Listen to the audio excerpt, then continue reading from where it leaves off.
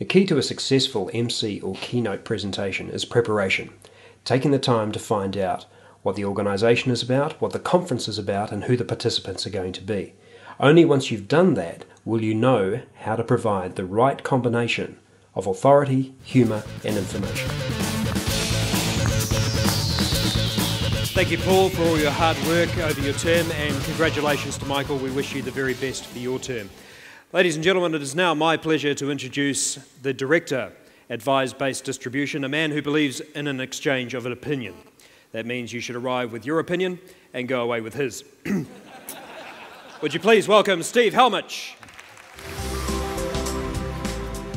Here's an example of an opening keynote that not only had to set the tone for the conference, but also had to be precisely timed to fit in with the rest of the content.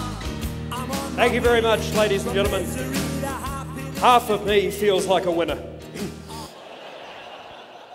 But my world was 10 times more exciting than the grown-up world I was charged with learning. In my world, the colours were more vibrant, adventure was at every turn, and the possibilities were unlimited. Geniuses like Albert Einstein, who knew that imagination is more important than knowledge. Knowledge is limited.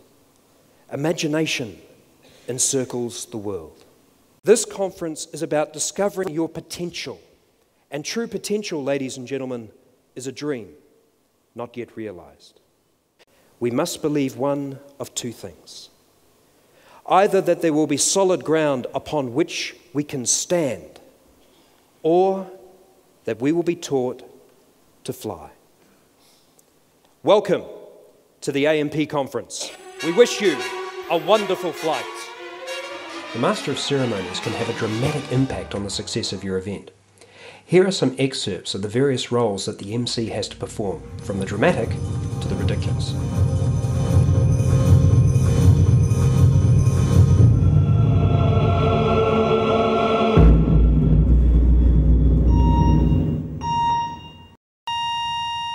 Ask yourself, what would you do if you had your time again?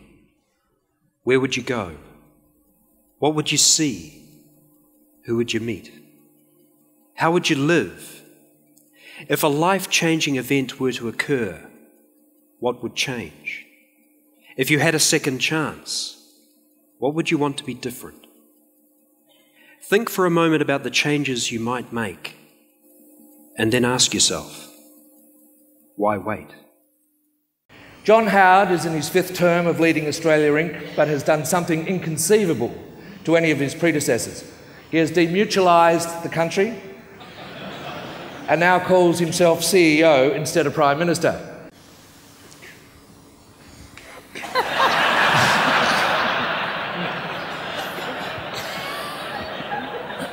Could I just say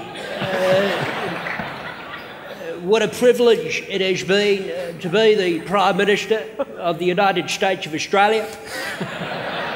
I look forward to serving as your CEO, and in the due course of time, I'm sure I'm going to enjoy being your GOD. The Untouchables, where I played the part of a Scottish-Irish-American policeman. And of course, more recently, Rising Sun, where I played the part of a Scottish-Irish-American policeman fluent in Japanese with a Scottish accent.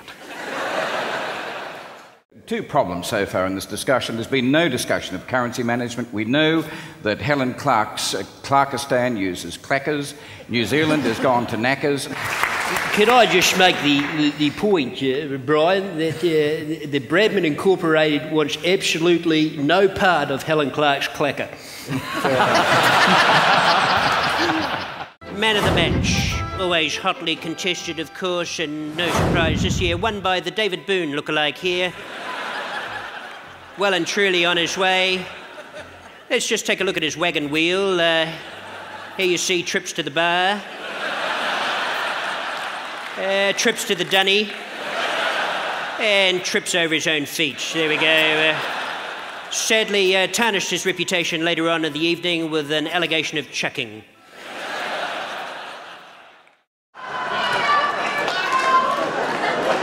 I love you too, darling.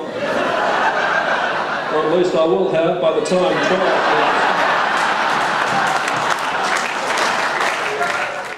Now, this looks pretty innocuous, but I think if we have a bit of a closer look here, I wouldn't be surprised if there's a bit of an appeal going up here. Yes. It looks pretty dangerous. Let's have a look at the snickometer. We've got the technology. And I think you can see it. There's a